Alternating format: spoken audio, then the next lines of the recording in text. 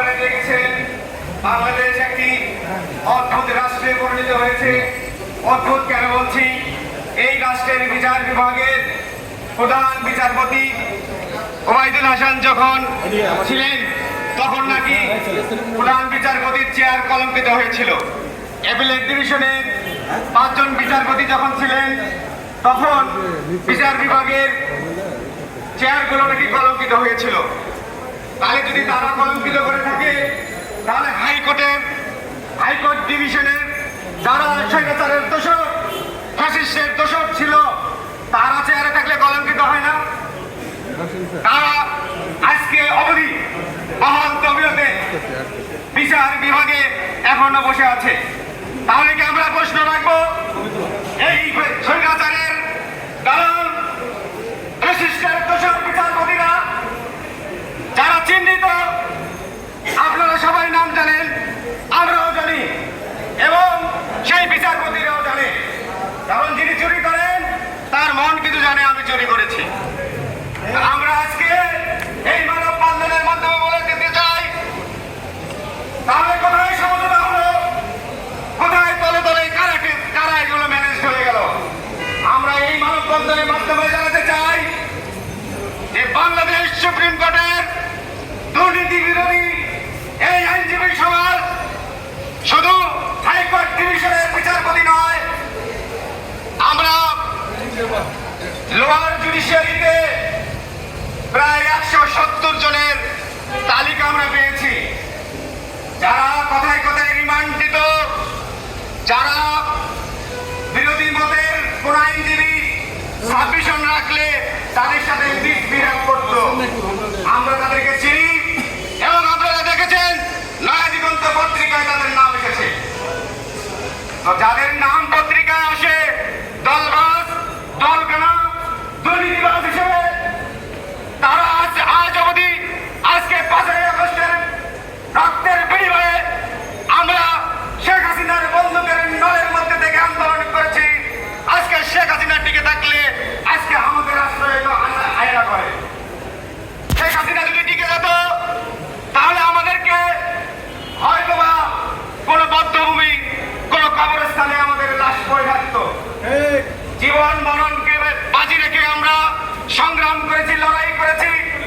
এই জন্য কি এই দুর্নীতিবাজ দলবাজ বিচারপতিদেরকে মাইনর করার জন্য আমরা খুবই লজ্জিত।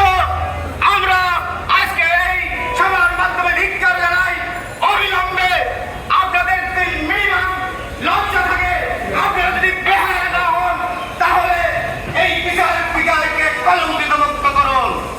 আমরা আজকে তরুণ আইনজীবীরা, আমরা আজকে নতুন বাংলাদেশে একটি কলঙ্ক মুক্ত বিচার বিভাগে প্র্যাকটিস করতে চাই।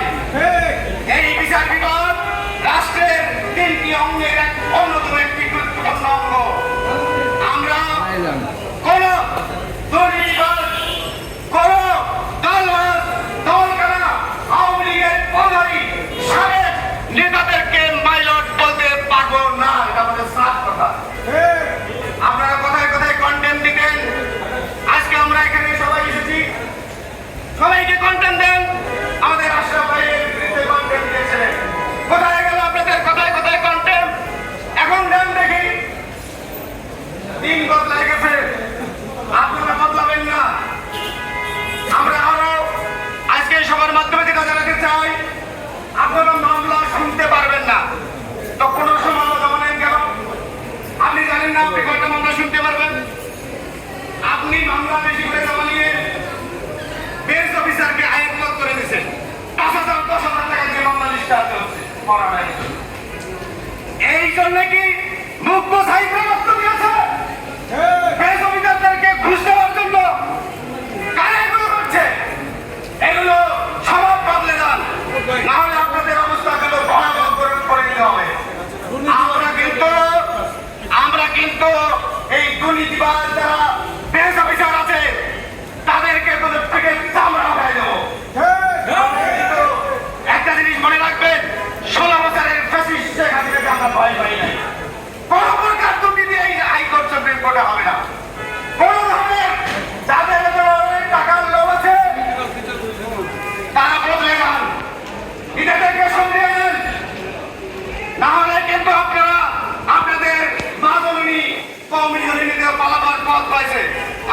পালাবার পথ পাবেন না।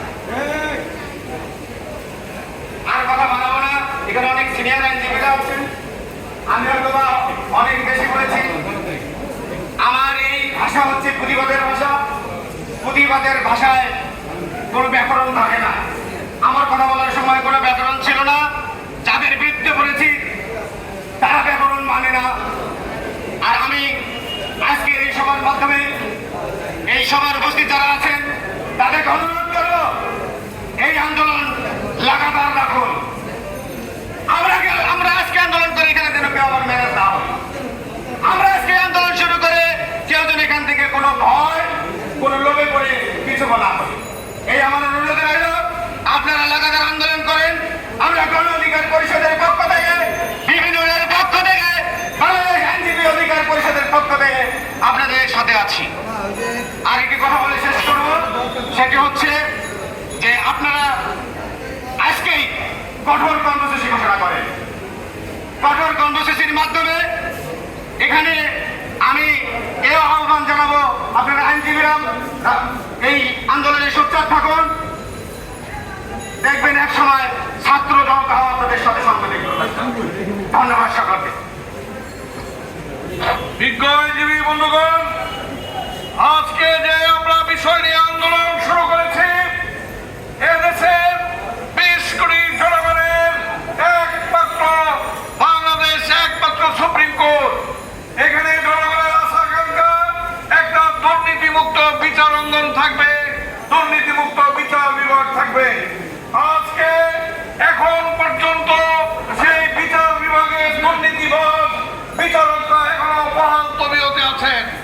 উচ্চ আদালত সহ নিম্ন আদালত পর্যন্ত এখনো দুর্নীতিবাজরা বসে আছেন।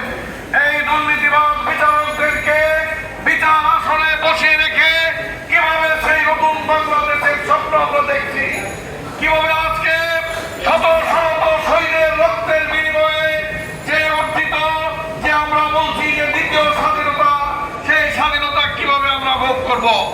বিজ্ঞ বন্ধুগণ, আন্দোলন শুরু হয়েছে। যারা দুর্নীতিবাদ তারা নিজেরা জানেন, পত্র পত্রিকায় আসছে, মাননীয় প্রধান বিচারপতির কাছেও বিভিন্নভাবে তালিকা গিয়েছে। আমরা মাননীয় প্রধান বিচারপতির উদ্দেশ্যে বলতে চাই, আপনি অবিলম্বে দুর্নীতিবাদ বিচারপতিদেরকে অপসারণ করেন, নইলে আজকে আমরা সাধারণ আইনজীবীরা, সুপ্রিম কোর্টের আইনজীবীরা আমরা যে আন্দোলনে নেমেছি তাদেরকে অপসারণ না করা পর্যন্ত সেই আন্দোলন আমরা চালিয়ে যাব। আজকে এই মানববন্ধনে এই পর্যায়ে বক্তব্য রাখার জন্য আমি আহ্বান জানাচ্ছি, যিনি দুর্নীতির বিরুদ্ধে সবসময় সবল থাকেন, যাকে দুর্নীতির কথা বলতে, যাকে যার বিরুদ্ধে কন্টেম্প রুলিশ করা হয়, সেই ব্যারিস্টার আশরাফকে আমি আজকে এখানে বক্তব্য রাখার জন্য আহ্বান জানাচ্ছি। ব্যারিস্টার আশরাফ। আসসালামু আলাইকুম। আপনাদের মাঝে উপস্থিত হয়ে নিজেকে ধন্য মনে করছি। আমি যে মুহূর্তে আপনাদের মাঝে উপস্থিত হয়ে কথা বলছি, সেই মুহূর্তে আমি আহত একজন ব্যক্তি। আমার কপালের বাম সাইডে দেখবেন ক্ষত চিহ্ন, কপালে দেখবেন ক্ষত চিহ্ন, গালে দেখবেন ক্ষত চিহ্ন। এই চিহ্ন হয়েছে দুর্নীতির বিরুদ্ধে কথা বলতে।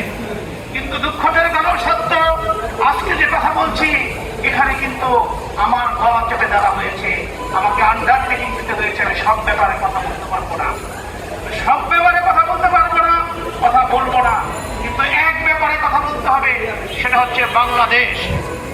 বাংলাদেশের মুক্তিযুদ্ধ যদি বিশ্বাস করেন, বাংলাদেশের দ্বিতীয় বিপ্লব 30 জুলাই বিশ্বাস করেন, আপনাকে বিশ্বাস করতে হবে এই মুহূর্তে সবচেয়ে বেশি যেগুলো দরকার সেটা হচ্ছে সৎ, সিনসিয়ার মানুষের। দুর্নীতি যাকে ঘৃণা করেছে, বলিষ্ঠভাবে দুর্নীতির কথা বলতে পারে, তাকে খুঁজে খুঁজে বের করতে হবে। যে লোক হৃদয়ের গভীরে থেকে দুর্নীতির বিরুদ্ধে কথা বলে, অ্যাটলিস্ট আপনারা বিশ্বাস করতে পারেন সে দুর্নীতি পরায়ণ হবে না। তাই এই সব মানববন্ধনের মাধ্যমে আমাদের সেই সব লোকগুলোকে খুঁজে বের করতে হবে, সেই সব রাজনীতিবিদদেরকে খুঁজে বের করতে হবে, সেই সব আইনজীবীকে খুঁজে বের করতে হবে, সেই সব রাজনীতি করতে হবে যারা দেশ পত্রিকাকে ভালোবাসে। কারণ দুর্নীতি হচ্ছে বাংলাদেশের ক্যান্সার, আর ক্যান্সার যদি আপনি টিকিয়ে রাখেন, আপনার নিজের অজান্তেই আপনি মারা যাবেন, চিকিৎসায় কাজ হবে না। বাংলাদেশ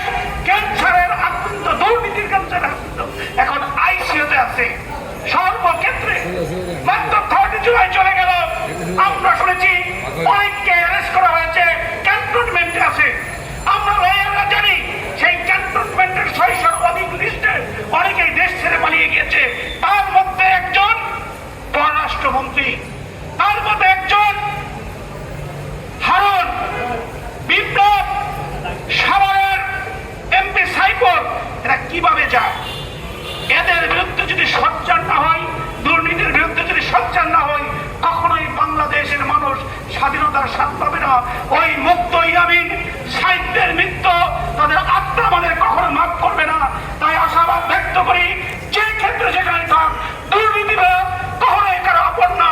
দুর্নীতিবাদে যারা আশ্রয় প্রশ্রয় দেয় তারা কখনোই দেশের বন্ধু হতে পারে না। এখন যুদ্ধ হবে দুর্নীতিবাদদের বিরুদ্ধে। তারা যেখানেই থাকুক না কেন, আমাদের সর্বশক্তি দিয়ে দুর্নীতিবাদ যারা নেপোটিজম করে, যারা আত্মীয়করণ করে, যারা ডিস্ট্রিক্ট ভিত্তিক সেটাও দুর্নীতিবাদ, যারা বুদ্ধিভিত্তিক দুর্নীতিবাদ, তাদেরকেও ধরতে হবে। সকলকে ধন্যবাদ। আসসালামু আলাইকুম। বিজ্ঞানজি বন্ধুগণ, আমি একটা স্লোগান করছি, আপনারা সবাই ধরবেন। দুর্নীতিবাদ বিচারকদের অপসারণ চাই, অপসারণ। দুর্নীতিবাদ বিচারকদের অপসারণ চাই, অপসারণ চাই। দল কারা বিচারকদের দুর্নীতিবাদ বিচারকদের অবিলম্বে দুর্নীতিবাদ বিচারকদের। বন্ধুগণ, আন্দোলন শুরু হয়েছে। যতক্ষণ পর্যন্ত এই দুর্নীতিবাদ বিচারকরা অপসারিত না হবে, বিচার আন্দোলন যতদিন পর্যন্ত দুর্নীতিমুক্ত না হবে, আমরা যে রকম বাংলাদেশে যে আমরা স্বপ্ন দেখছি, যে দ্বিতীয় স্বাধীনতা আমরা অর্জন করেছি, আমাদের আন্দোলন আমরা চালিয়ে যাবো ইনশাল্লাহ। আপনাদের সকলের অবগতির জন্য জানাচ্ছি, আগামী 30শে সেপ্টেম্বর সোমবার 1 ঘটিকায় আমাদের এই প্রধান গেটে আমরা আরেকটি মানববন্ধন করব এবং সেখানে শত শত আইনজীবী উপস্থিত থাকবে এবং সেই কর্মসূচিতে আমাদের চূড়ান্ত কর্মসূচি আমরা ঘোষণা করব। বিজ্ঞ বন্ধুগণ, এর মধ্যে সংক্ষেপে বক্তব্য রাখার জন্য আমি আহ্বান জানাচ্ছি সুপ্রিম কোর্ট আইনজীবী সমিতির বিজ্ঞ সদস্য এর মুখে জনাব মোহাম্মদ আলমগীর হোসেন সংক্ষেপে